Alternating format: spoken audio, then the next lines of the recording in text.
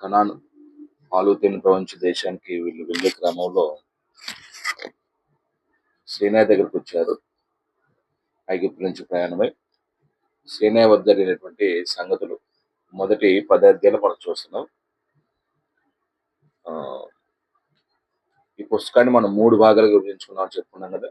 సీనాయి వద్ద జరిగినటువంటి సంగతులు 10వ అధ్యాయము 10వ వచనం వరకు మనం చూసాం. అప్పుడు ఈ రోజు మనం ఆ, రెండవ భాగాన్ని మనం చదువుతాం. అంటే సీనాయి దగ్గర నుంచి వీళ్ళు ప్రయాణం స్టార్ట్ అయ్యారు. వాళ్ళు మోయాబ్ వరకు ప్రయాణం చేస్తారండి. అప్పుడు 10వ అధ్యాయం 11వ వచనంలో వీళ్ళు స్టార్ట్ అయినట్టుగా మనం చూస్తాం. 21వ అధ్యాయం 20 వరకు వీళ్ళ ప్రయాణం సాగిద్ది. మోయాబు దగ్గరికి వెళ్తారు. 21వ అధ్యాయం 21 నుంచి 36, 13 వరకు మోయాబు వద్ద జరిగిన సంగతులు చూస్తాం. అంటే ఈ క్రమంలో మనం చూసే సంగతులు ఏంటంటే గత 9 అధ్యాయాలు ఏమేమి ఉన్నాయో ఒక్కొక్క మాట మనం చెప్పుకుంటూ ముందుకెళ్ళిపోతాం. మొదటి అధ్యాయంలో వారు ఇశ్రాయేలు సర్వ సమాజాన్ని యుద్ధానికి వెళ్ళదగిన వారి సంఖ్య పురుషులను లెక్కించినటువంటి సంఘటన మనం చూసామండి. 6,03,550 మంది మొదటి అధ్యాయంలో మనం అది చూసాం. రెండో అధ్యాయంకి వచ్చిన తర్వాత ఇశ్రాయేలు సాక్షిగుడారం చుట్టూ ఎవరెవరో ఏ దిక్కున ఎవరు దిగాలనే విషయాన్ని చెప్పాడు ఆయన. మూడో అధ్యాయంకి వచ్చిన తర్వాత మొదటి అధ్యాయంలో లేవీల్ని కలపల లెక్కించడంలో ఇశ్రాయేలు సమాజంలో నుంచి లేవీని ప్రత్యేకించాడు. మూడో అధ్యాయంలో లేవీలు లెక్కించిన విషయం వాళ్ళు కాపాడవలసిన విషయాల గురించి మాట్లాడుకున్నాం. నాలుగో అధ్యాయంకి వచ్చిన తర్వాత కహాతు, గెర్షోను, మెరార్ ఈ లేవి కుమారులు వారు మోయవలసిన వారి కాపాడవలసిన వాటి గురించి మనం మాట్లాడుకున్నాం. ఐదో అధ్యాయంలో రోష విషయమైన విధి. ఏదైనా ఇశ్రాయేలు సమాజంలో ఎవరైనా ఏ స్త్రీ అయినా అపవిత్రమైన సంబంధం పెట్టుకున్నప్పుడు అది ఎలాగ పసికట్టి ప్రక్షాళన చేయాలో ఆ విషయం చెప్పాడు. నాజీల గురించి 6వ అధ్యాయంలో చెప్పాడు. అంటే దేవునికి తాము ప్రతిష్ఠించుకున్నప్పుడు వ్రతం పూడినప్పుడు ఎలాగా దాన్ని కొనసాగించాలనే విషయాన్ని ఎంత పవిత్రంగా ఉండాలో ఆ విషయం మనం మాట్లాడుకున్నాం. 7వ అధ్యాయంలో సాక్షి గుడారం ప్రతిష్ఠించినప్పుడు ఇశ్రాయేలు ప్రధాన 12 గోత్రం నుంచి ప్రధాన తెచ్చిన అర్పణలు చూసేవారు. అంటే ఇశ్రాయేలు సేనా దగ్గరే వాళ్ళు ఉన్నారు. సేనా దగ్గర ఉన్నప్పుడే సాక్షి గుడారం ప్రతిష్ఠించబడింది. అప్పుడు 12 గోత్రాల ప్రధాన తెచ్చిన అర్పణలు చూసాం. అలాగనే 8వ అధ్యాయంకి వచ్చిన తర్వాత ఇశ్రాయేల్లో నుంచి లేవీల్ని ఏం చేసినట్టు దేవుడు ప్రత్యేకించాడు. ఆ తర్వాత 9వ అధ్యాయంలో వీళ్ళు సేనా దగ్గర మొదటిసారి పస్కను ఆచరించారు. ప్రయాణం స్టార్ట్ అయిపోయింది అనుకోండి, క్షమించాలి, ఐగుప్తులో ఉన్నప్పుడు పస్కను ఆచరించారు. ఇప్పుడు సేనా దగ్గరకు వచ్చారు. సేనా దగ్గరకు వచ్చిన తర్వాత సంవత్సరం అయిపోయిన తర్వాత వీళ్ళు పస్కను ఆచరించాలి. పస్కను ఆచరించే క్రమంలో ఎవరైనా అపవిత్రుడయ్యాడు అనుకోండి, అపవిత్రుడైన వాడు పస్కను ఆచరించకూడదు. నరచవని ముట్టిన, ఒకవేళ శ్రావం కలిగిన, ఇలాంటి ఏదైనా దోషం కలిగినప్పుడు పవిత్ర పరుచుకొని పస్కను ఆచరించాలి. వాస్తవానికి ఆ రోజు కుదరలేదు. మరి ఎలాగా అంటే దేవుడు మళ్ళా ప్రత్యామ్నాయంగా పస్కను ఆచరించడానికి ఒక రోజు ఇచ్చాడండి. 2 నెల 14వ తేదీన. అక్కడ 10వ అధ్యాయం మనం చదువుతున్నాం. వెండి బోర్ల గురించి మొదటి భాగంలో మనం చూసాం. అంటే వీళ్ళు ఇశ్రాయేలు సర్వ సమాజాన్ని సన్నద్ధం చేయడానికి, గ్యాదర్ చేయడానికి ప్రయాణం చేసే విషయంలో ఒక సిస్టమేటిక్ దేవుడు ఏం ఏర్పాటు చేశాడంటే, ఒకటి అక్కడ వారు కూడి రావటానికి కానీ, ఏ సందర్భంలో ఏ బోర్లు ఊదాలో వెండి బోర్ల గురించి చెప్పిన తర్వాత మనం 11 నుంచి 11, 12 వచనాల్లో వారు పారాన్ అరణ్యంలో దిగిన విషయం చూసేవాడు. మేఘం పైకెత్తబడిన తర్వాత, అంటే ఎప్పుడైతే మేఘం పైకెత్తబడిందో ఎవరి గోత్రానికి సంబంధించిన వాళ్ళు వారి ఉపకరణాలన్నింటినీ ఏం చేస్తారంటే ఒకేసారి ప్యాక్ చేసేస్తారండి. ప్యాక్ చేసిన తర్వాత మేఘం స్టార్ట్ అయిపోయింది కదా, ఇప్పుడు వీళ్ళు కూడా ఏమవుతారు, స్టార్ట్ అవుతారండి. అయితే ఇప్పుడు ఎవరు ముందు వెళ్ళాలి, ఎవరి తర్వాత వెళ్ళాలి, వాళ్ళ తర్వాత ఎవరు వెళ్ళాలి, లేకపోతే ఎవరికి నచ్చినట్టుగా వారు వెళ్ళిపోవచ్చా, అంటే ఈ నడిపింపు గురించి దేవుడు మనం 12 నుంచి మనం చూసామండి. 12 నుంచి 12 కాదు, 13 నుంచి 28 వరకు చూసాం. అంటే మనం ఏం రాసుకున్నామండి, మీరు రాసుకున్నావా లేదని చెప్తారా, లేకపోతే నేనే చెప్తానే. అంటే 13, 28 వచనాల్లో ఇశ్రాయేలు తమ తమ సైన్యముల చొప్పున ప్రయాణము చేసిరి. ఇశ్రాయేలు తమ తమ సైన్యముల చొప్పున ప్రయాణం చేసిన విషయం 28 వరకు చూసామండి. మీరెవరైనా గుర్తుపెట్టుకున్నారా?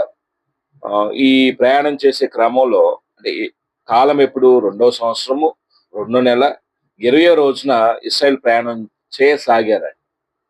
ముందెవరు వెళ్ళాలండి? గుర్తుపెట్టుకున్నారా ఎవరైనా? ముందు ఎవరు సాగిపోవాలి? ఏ గోత్రం లేతే ఏ పాలెం వారు సాగిపోవాలి? మొదట యూదా పాలెం వారు సాగిపోవాలండి. ఆ తర్వాత యూదా పాలెం అనేది మీరు అండర్‌లైన్ జేసుకోవాలి. లేతే అక్కడ అండర్‌లైన్ జేసుకొని ఒకటేసుకోవాలి 14వ వచనంలో. తర్వాత అంటే గుడార సంబంధమైనటువంటి ఉపకరణాలున్నాయి చూడండి. గుడారం బయట గుడార సంబంధమైన ఉపకరణాలున్నాయి చూడండి. అవి మోసేవారున్నారు. గిర్షోను, అంటే మెరారి. అంటే రెండో గ్రూప్ ఎవరు ముందుకు సాగిపోవాలంటే, ముందు యూదా పాలెం వారు, వారు 3 గోత్రాలు కలిసుంటాయి. తర్వాత ఈయన గెర్షోను, మెరారీలు. వీరు తర్వాత సాగిపోతారు. మూడోది అంటే గెర్షోను, మెరారి 17వ వచనంలో మీరు నోట్ చేసుకోవాలండి. 17, 18 వచనాలు ఉన్నాయి. 17వ వచనంలో. మూడో గ్రూప్ ఎవరు సాగిపోవాలంటే, మూడోది గుర్తుపెట్టుకున్నారా ఎవరైనా? 18వ వచనం ఉందండి. మీరు గుర్తుపెట్టుకోకపోతే ఇప్పుడైనా గుర్తుపెట్టుకోండి. రూబేను పాలెం వారు. అంటే రూబేను పాలెంలో 3 గోత్రాల వారుంటారు. వీరు ముగ్గురు కలిసి సాగిపోతారు. ఆ తర్వాత రూబేను తర్వాత 4 పరిశుద్ధ స్థల ఉపకరణాలు మోసేవాళ్ళు ఉన్నారు చూడండి కహాతీలు. కహాతీలకు సంబంధించి 21వ వచనంలో మీరు గుర్తుపెట్టుకోవాలి. కహాతీలు. ఆ తర్వాత 22వ వచనంలో ఎఫ్రాయిమీలు పాలిపోవచ్చు. ఎఫ్రాయిమీలు. అంటే ఎఫ్రాయిమీలు 3 గోత్రాల వారు కలిసుంటారు. వారు ముందుకు సాగిపోతారు. ఆ తర్వాత చివర్లో దానీయులు. అంటే ఈ ప్యాటర్న్ దేవుడు ఎందుకు ఏర్పాటు చేశాడు? అంటే దేవుడి కార్యక్రమం జరిగిస్తున్నప్పుడు ఒక క్రమం ఉండిద్దండి. మర్యాద ఉండిద్దండి. అంటే ఎవరు పడితే వాళ్ళు ఎలా పడితే అలా చేయటానికి దేవుడు అధికారం ఇవ్వట్లేదు. ఎందుకంటే దేవుడు పరిశుద్ధుడు కాబట్టి, ఆయన సన్నిధి ఇశ్రాయేలు ప్రజల మధ్య ఉంది కాబట్టి, పరిశుద్ధుడైన దేవుడు వారి మధ్య నుండి వారితో సహవాసం చేసి వాళ్ళు నడిపిస్తున్న క్రమంలో మర్యాదపూర్వకంగా క్రమంగా జరిగించాడండి. అంటే ఇప్పుడు క్రీస్తు ప్రభు యొక్క సంఘాల్లో మనుషులు కూడా దేవుని కార్యక్రమాలు జరిగిస్తున్నప్పుడు ఒక క్రమం ఉండిద్దండి. అంటే దేవుని మర్యాదను, దేవుని యొక్క పరిశుద్ధులను సన్మానించే విధంగా దేవుని మర్యాదను పాటించాలి. అంటే ఇప్పుడు కొంతమందికి సీరియస్‌నెస్ ఉండక ఏం చేస్తారంటే ఆహ్, చాలా నిర్లక్ష్యంగా ఉంటారు దేవుని కార్యక్రమాలు చేస్తున్నప్పుడు. ఆరాధన కూడా చూడండి వచ్చి వాళ్ళు వస్తూనే ఉంటారండి. అయిపోయిన దాకా వస్తూనే ఉంటారండి. అంటే ఇప్పుడు 10 గంటలకు ఆరాధన అనుకున్నప్పుడు దేవుని యొక్క మర్యాద పాటించే వాళ్ళు ఏం చేయాలంటే 10 గంటల కంటే ముందే వచ్చి సిద్ధ మనసు కలిగిన హృదయాలతో దేవుని సన్నిధిలో గడపాలండి. ప్రార్థనాపూర్వకంగా దేవుని ఆరాధించడానికి తన హృదయాన్ని, తన మనసుని పూర్ణంగా సిద్ధపరచుకొని దేవుని సన్నిధిలో గడపడానికి ప్రిపేర్డ్ మైండ్‌తో ఆరాధించగలగాలి. అంటే అలా కాకుండా మనం పాటలైపోయినాక వచ్చేవాడుకోండి. అది క్రమం కాదండి. ఒకవేళ వాక్యం సగంలో వచ్చేవాడుకో అది క్రమం కాదండి. కొంతమంది ప్రభురాత్రి భోజనం మానకూడదని ఆ ఒక్క నియమమే చూసి, ఆ ఒక్క నియమాన్ని బట్టి ఏం చేస్తారు ప్రభురాత్రి భోజనంకొస్తారు చివరిలో. ఇప్పుడు అది ఆరాధన అయిద్దా? ప్రభురాత్రి భోజనం ఒక్కడే తీసుకోవటం. అది క్రమం కాదండి. మనం దేవుని యొక్క కార్యక్రమాలు జరిగిస్తున్నప్పుడు దేవుని మర్యాదను బట్టి జరిగించాలి. ఇక్కడ యోధాపాలెం కాకుండా ఎఫ్రాయిమీలొచ్చి నేను ముందెళ్తాను, లేకపోతే దానీలొచ్చి మేము ముందెళ్తాము అని వంతులు పలుక్కోవడానికి అవకాశం లేదండి. ఇప్పుడు మనం ఏం చేస్తామంటే ఏదైనా ప్రోగ్రామ్ కండక్ట్ చేస్తున్నప్పుడు బ్రదర్ మీరు ఈ పని చేయండి, మీరు ఈ పని చేయండి, మీరు ఈ పని చేయండి అని చెప్తే వంతులు పలుక్కుంటామండి. కొంతమంది మాకు కుదరదంటారు. కొంతమంది అసలు స్పందించరండి. చేయటానికి కూడా కొంతమంది మనసుండదండి. అంటే ఇది ఎవరి కార్యం చేస్తున్నామనే అవగాహన మనకు ఉండాలండి. మహోన్నతుడు దేవుని కార్యక్రమం చేస్తున్నప్పుడు, దేవుని కార్యానికి మనం సహకరిస్తున్నప్పుడు అది గొప్ప భాగ్యం అనుకోవాలి తప్ప ఆహ్, మనం మనకేడ కుదిరిద్ది, మనం ఎక్కడ చేస్తాం, మనకి అసలు అవ్వదులే అని ఒకలాంటి నిర్లక్ష్య భావంతో ఉంటే మాత్రం అసలు మనకు దేవుడంటే గౌరవం లేదు, దేవుని కార్యం అంటే మర్యాద లేదు. అది మనకు దీవెన అవ్వదండి. దానివల్ల మనం నష్టపోతాం తప్ప ఆత్మీయంగా మనకు ఒరిగేదేమి ఉండదండి. ఇప్పుడు ఇక్కడ దేవుని సన్నిధే కాదు ప్రస్తుతం ప్రతి కార్యక్రమం చేస్తున్నప్పుడు మనలో క్రమశిక్షణ చూస్తే అంటే వీళ్ళు దేవుని పిల్లలని ఇతరులు చూసి నేర్చుకునే విధంగా మనం జీవన విధానం ఉండాలి. అప్పుడు 28వ వచనంలో 28వ వచనంలో ఇశ్రాయేలు ప్రయాణం చేయనప్పుడు తమ తమ సైన్యమును చొప్పుననే ప్రయాణమై సాగిరి. అంటే ఈ ఈ క్రమం చొప్పున వాళ్ళేమయ్యారు? ప్రయాణమై సాగారండి. ఈరోజు 29 నుంచి 32 వరకు చూద్దాం. 29వ వచనంలో మోషే మామ అయిన మిద్యానీయుడైన రవీయేలు కుమారుడగు హోబాబుతో మోషే యెహోవా మాకిచ్చిదనని చెప్పిన స్థలమునకు మేము ప్రయాణమై పోవుచున్నాము. మాతో కూడా రమ్ము. మేము మీకు మేలు చేసేదము. యెహోవా ఇశ్రాయేలుకు తాను చేయబో మేలును గురించి వాగ్దానం చేసిననగా అందుకు అతడు నేను రాను, నా దేశమునకును నా వంశస్థుల యొద్దకును వెళ్ళెదను. అందుకు మోషే నీవు దయచేసి మమ్ము విడువకుము. ఎట్లనగా ఈ అరణ్యమందు మేము దిగవలసిన స్థలములో నీకు తెలిసి ఉన్నవి. నీవు మాకు కన్నుల వలె ఉందువు. మరియు నీవు మాతో కూడా వచ్చిన యెడల యెహోవా మాకు ఏ మేలు చేయునో ఆ మేలును బట్టి మేము నీకు మేలు చేస్తామనెను. 29 నుంచి 32 వరకు ఒక పేరాగా విభజించుకుందాం. ఏముందండి ఈ పేరాలో? అంటే ఈ పేరాలో ఏం కనబడుతుంది? అంటే వ్యక్తులు ఎవరున్నారు ఈ పేరాలో? వ్యక్తులు ఎవరున్నారండి? మోషే ఉన్నాడు. ఆ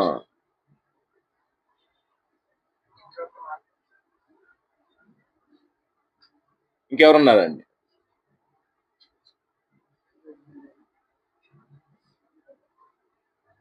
మోషే ఇంకెవరున్నారు? వ్యక్తులు ఎవరున్నారండి? ఈ హోబాబు ఉన్నాడు. రవీయేలు లేడు. రవీయేలు కుమారుడు హోబాబు అన్నాడు. రవీయేలు లేడండి. అంటే మోషే మామగారు లేడు. మామగారి కొడుకు ఉన్నాడండి.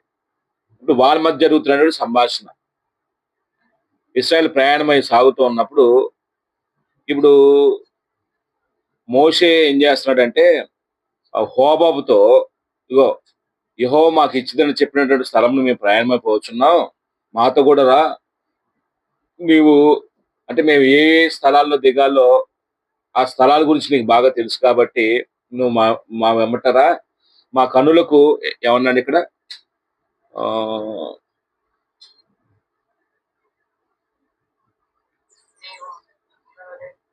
31వ వచనంలో నీవు మా కన్నుల వలె ఉందువు. అంటే కన్నులు ఎలాగ త్రోవ చూపిస్తాయో దారి చూపించి వెళ్ళటానికి అవకాశం ఉండదు. అలాగా ఈయన రమ్మని రిక్వెస్ట్ చేస్తున్నాడండి. హోబాబు రమ్మని చెప్తున్నాడు. ఇప్పుడు హోబాబు ఏమంటున్నాడు? హోబాబు అంటున్నాడు అందుకు అతడు నేను రాను.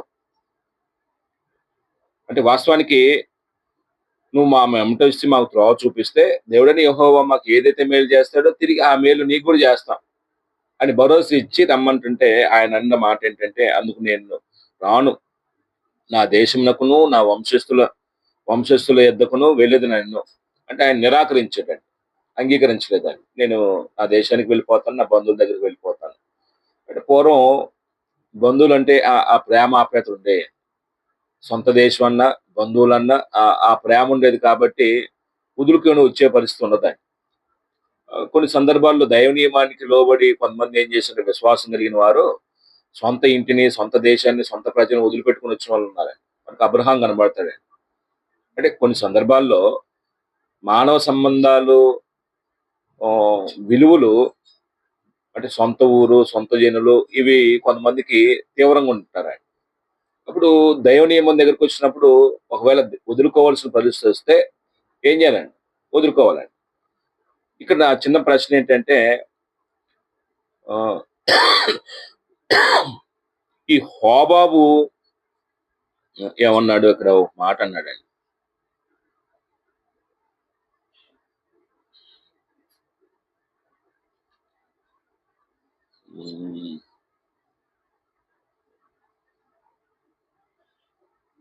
ఈ హోబాబు ఇశ్రాయేలుకి త్రోవ చూపించేవాడుగా ఉండాలి, యెహోవా త్రోవ చూపించేవాడుగా ఉండాలి. ఎవరు త్రోవ చూపించాలి? ఇప్పుడు వాగ్దాన భూమికి వెళ్తున్నారు వీళ్ళు. పాలు తేనె ప్రపంచ దేశానికి వాగ్దానం చేసిన దేవుడు, నడిపించేది దేవుడు. ఇప్పుడు మోషే ఏమంటున్నాడు అంటే హోబాబుతో నువ్వు రా మాకు త్రోవ చూపించు, మాకు కనులుగా ఉండు అని హోబాబుని అడుగుతున్నాడు. యెహోవా నడిపించాలా? హోబాబు నడిపించాలా? ఎవరు త్రోవ చూపించాలండి వాస్తవానికి? యెహోవాయే త్రోవ చూపించాలండి. కానీ ఇక్కడ మోషే ఆహ్, అంటే ఆ ప్రాంతం బాగా పరిచయస్తుడనే ఉద్దేశంతో స్వభావంతో ఆయనన్న మాట. అయితే దేవుడు అది దోషంగా ఎంచలేదు. అయితే నిరాకరించాడు. హోబాబు మాత్రం నిరాకరించాడు. ఇప్పుడు దేవుడు ఆళ్ళకి తోడుగా ఉన్నాడా? మనిషిని వాళ్ళకి తోడుగా నడిపించేదంటే దేవుడు తోడుగా ఉన్నాడండి. ఇంతకాలం సీనాయి దగ్గరకొచ్చే విషయం దేవుడు తోడుగా ఉన్నాడు. సీనాయి దగ్గర నుంచి వీళ్ళు ప్రయాణమై సాగిపోతున్నప్పుడు ఇప్పుడు ఇంకా తోడుగా ఉంటాడండి. అప్పుడు 29, 32 వచనాల్లో మోషే హోబాబు హోబాబుతో తనతో రమ్మని అనుట. ఈ పేరాని మనం రాసుకుంటే మోషే హోబాబుతో మోషే హోబాబుతో తమతో రమ్మని అడుగుట. తమతో రమ్మని అడుగుట.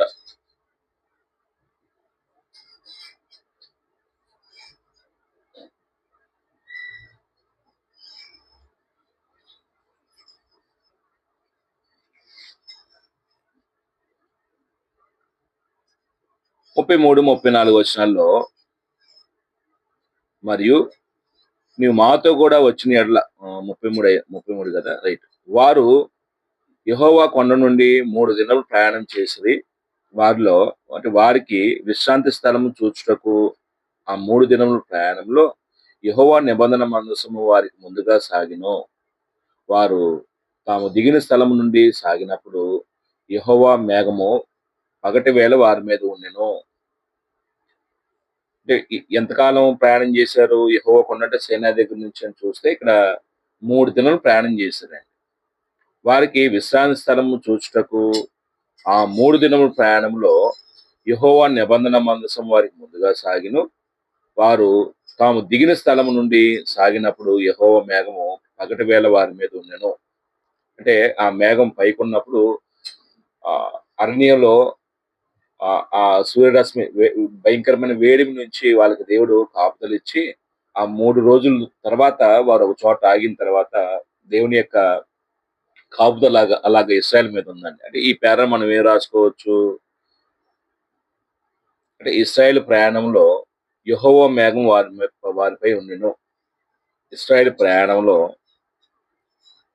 అంటే ఈ ప్రయాణం అంతా దేవుడు అలాగనే వారికి కాపుదలిచ్చాడండి. పగలు మేఘస్తంభము, రాత్రి ఆ గాఢాంధకార చీకట్లో వారికి అగ్నిస్తంభంగా ఉండి ఇశ్రాయేల్ ప్రజల్ని ఏం చేశాడు దేవుడు? నడిపించాడు. అంటే ఒకవేళ మనం 33, 34 వచనం రాసుకుంటే ఇశ్రాయేల్ ప్రయాణంలో యెహోవా మేఘంలో వారికి అంటే వారిపై ఉండెను. యెహోవా మేఘము వారిపై ఉండెను. 34లో అన్నాడండి. అది అండర్‌లైన్ చేసుకుంటే యెహోవా మేఘము పగటి వేళ వారి మీద ఉండెను. అది ఆ సబ్జెక్ట్ ఆ పేరాలో. ఇశ్రాయేలు ప్రయాణంలో యెహోవా మేఘము వారిపై ఉండెను. 35, 36 వచనాల్లో ఆ మందసం సాగినప్పుడు అంటే ప్రయాణం స్టార్ట్ అయింది. అంటే వీళ్ళు ప్రయాణ పద్ధతి మేఘం వెళ్తున్నప్పుడు మేఘాన్ని బట్టి వీళ్ళు కూడా ఏమో ప్రయాణం స్టార్ట్ అవుతారు కదా! అప్పుడు మందసం సాగిపోతున్నప్పుడు అప్పుడు మోషే పలికినటువంటి ధైర్యపు మాటలు ఇక్కడ ఉన్నాయండి. చూడండి ఏమంటాడంటే, ఆ మందసం సాగినప్పుడు మోషే యెహోవా లెమ్ము నీ శత్రువులు చెదరిపోదురుగాక, నిన్ను ద్వేషించువారు నీ ఎదుట నుండి పారిపోదురుగాక అని అనెను.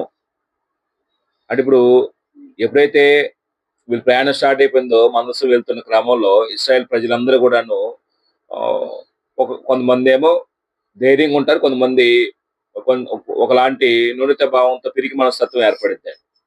అంటే ఇప్పుడు భయంకరమైనటువంటి దార్శనికత నుంచి వచ్చిన తర్వాత వీళ్ళు ప్రయాణం చేస్తున్నారు. ఎవరు ఏం దాడి చేస్తారో, ఆ ప్రాణాలు ఎలా పోతాయో ఒక భయంకరమైన పరిస్థితి కాబట్టి, దేవుడు వారికి తోడుగా ఉన్నాడనే విషయాన్ని ప్రజల్ని ధైర్యపరచడానికి చెప్తున్న మాటలేంటంటే, ప్రయాణంలో యెహోవా కాపుదల గురించి ఇక్కడ అన్నాడు. ఒక గొప్ప మాట అన్నాడు. ఏమన్నాడంటే, యెహోవా లెమ్ము నీ శత్రువులు నీ శత్రువులు చెదరిపోదురుగాక, నిన్ను ద్వేషించువారు నీ ఎదుటి నుండి పారిపోతురుగా కన్ని అనెను. అది నిలిచి ఉన్నప్పుడు, అంటే ప్రయాణం అవుతున్నప్పుడు మేఘం ఆగిపోయిందనుకోండి. ఆగినప్పుడు ఏం చెప్పాలి మరి? అది నిలిచి ఉన్నప్పుడు అతడు యెహోవా ఇశ్రాయేలు వేవేల మధ్యకు మరలా రమ్మనెను. ఇశ్రాయేలీయులు వేవేల మధ్యకు ఇశ్రాయేల్ మధ్యకు మరలా రమ్మనెను. అంటే దేవుని యొక్క సన్నిధి మరలా నిలిచున్నాం కాబట్టి మా మధ్య నుండు అని దేవుడిని పలుకుతూ ఇశ్రాయేల్ ప్రజలందరూ వినే విధంగా ఈ మాటలు పలికాడండి. అంటే ఇక్కడ ఎందుకు ఈ మాటలు పలికాడు? లేకపోతే ఈ పేరాకి ఏం రాసుకోవచ్చు అంటే, ఇశ్రాయేల్ ప్రయాణంలో ప్రారంభంలోనూ నిలిచున్నప్పుడు మోషే పలికిన మాటలు ఉన్నాయండి ఇక్కడ. ఇశ్రాయేల్ ప్రయాణంలో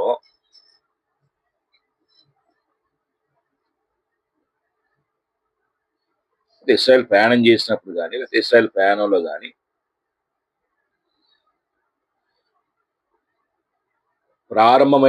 ఇశ్రాయేల్ ప్రయాణం ప్రారంభమైనప్పుడు నిలిచి ఉన్నప్పుడు పలికిన మాటలు లేకపోతే మోషే పలికిన మాటలు. ఇశ్రాయేలు ప్రయాణం ప్రారంభంలోను నిలిచి ఉన్నప్పుడు మోషే పలికిన మాటలు.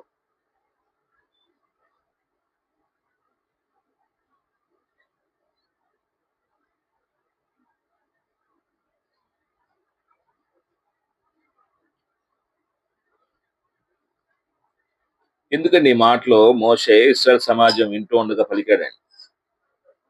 అంటే యెహోవాలెమ్ము నీ శత్రులు చెదరిపోదురుగాక, నిన్ను ద్వేషించువారు నీ ఎదుటి నుండి పారిపోదురుగాక ఏనను అనే మాట ఇశ్రాయేల్ ప్రజలందరూ విన్నప్పుడు వాళ్ళలో ఒకలాంటి ఆ అంటే ధైర్యం వచ్చిందండి. అంటే దేవుడు మా మధ్యకు వస్తున్నాడు, దేవుడు మాకు కాపుదలనిస్తాడు, దేవుడు శత్రులందరినీ చెదరగొట్టేస్తాడు, దేవుడు ద్వేషించే వారిని అందరినీ కూడాను నిర్మూలన చేస్తాడు అని ఒకలాంటి ధైర్యం వాళ్ళలో ఉత్తేజం కలిగిద్దండి.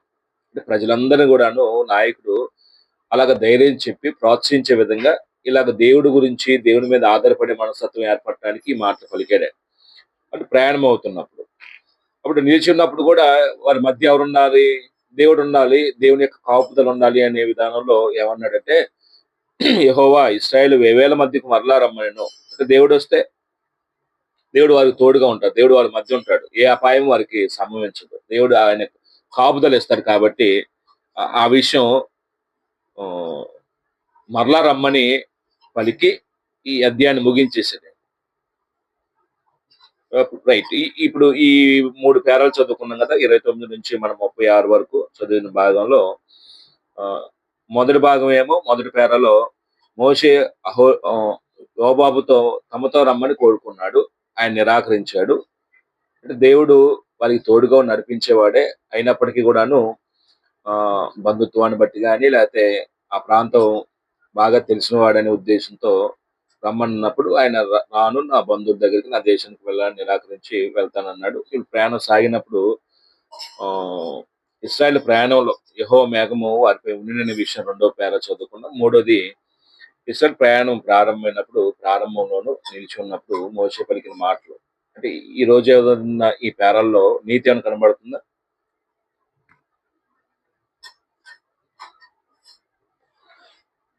చివరి పేరాలో దేవుడు తన ప్రజలకు ఎలాంటి కాపుదలు ఇవ్వాలో మోషే ప్రజలను ధైర్యపరిచే విధంగా దేవుని కాపుదల గురించి కొన్ని మాటలు చెప్పాడండి. యెహోవాలేమో నీ శత్రువులు చెదరిపోదురుగాక, నేను ద్వేషించు వారిని ఎదురు పారిపోదురుగాక ఏనన్న మాటలో వాస్తవానికి దేవుడు వారి మధ్యకి వస్తే, దేవుడు వారికి తోడుగా ఉంటే ఎవరు కూడా వారికి ఏం చేయలేదంటే హాని చేయలేదండి. దేవుని యొక్క కాపుదల ఉంది, దేవుని యొక్క కాపుదల్లో వారు భద్రపరచబడతారు. కాబట్టి ఏ శత్రువు కూడాను ఏ హాని చేయడం. అంటే మనుషులు ఎప్పుడు కూడాను దేవుని కాపుదల్లో ఉంటే మనుషులకు క్షేమం. ఎప్పుడైతే దేవుడి యొక్క కాపుదల నుంచి మనిషి వెళ్ళిపోతాడో పెను ప్రమాదంలో పడిపోతాడు. అంటే దేవుని కాపుదల మనం పాపం చేయనంత సేపు దేవుని యొక్క కాపుదల ఉంటుంది. మనలో అవిధేయత లేనంత కాలం దేవుని కాపుదల ఉంటుంది. ఎప్పుడైతే దేవుని యొక్క చిత్తానికి వ్యతిరేకంగా మన సొంత ఇష్టాన్ని జరిగించుకోవడానికి, ఈ శరీరాన్ని బట్టి మనసును బట్టి వ్యర్థమైన వాటిని జరిగించుకోవడానికి పరిగెత్తుతుంటామో అప్పుడు పాప ఇచ్చులు మన మీద ప్రభుత్వం చేస్తాయి. కాబట్టి దేవుడు ఏం చేస్తాడంటే ఆయన కాపుదలను మన నుంచి తీసేస్తాడండి. అప్పుడు శత్రుల పాలవుతాం. ఇప్పుడు అన్య దేశాల నుంచి మనల్ని ఎవరో దోచుకోరు గాని వచ్చి మనల్ని బానిసగా చేయరు గాని పాపానికి నాయకుడైనటువంటి అపవాదికి, బానిసత్వానికి దేవుడు వదిలిపెట్టేస్తాడు. అప్పుడు మన వ్యక్తిత్వము దేవుని పిల్లగా బ్రతికే మనుషులు కూడా సాతాను సంబంధులుగా దుర్బలమైన జీవితం జీవించి భ్రష్టత్వాన్ని తమకు తాము అమ్ముకుంటారు. అంటే మనకి ఎప్పుడు కూడా దేవుని కాపుదల ఉండాలి.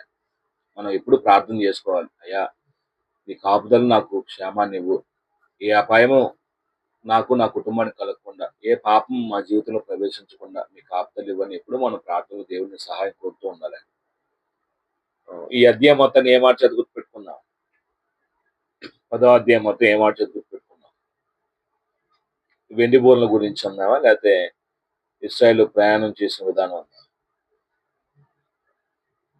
అంటే ఈ అధ్యాయంలోనే ప్రయాణం స్టార్ట్ అయింది. అంటే నేను 2 రాసుకున్నాను. వెండి బోర్ల గురించి, ఇశ్రాయేలు ప్రయాణం చేసిన విధానం. ఇశ్రాయేలు ప్రయాణం చేసిన విధానం.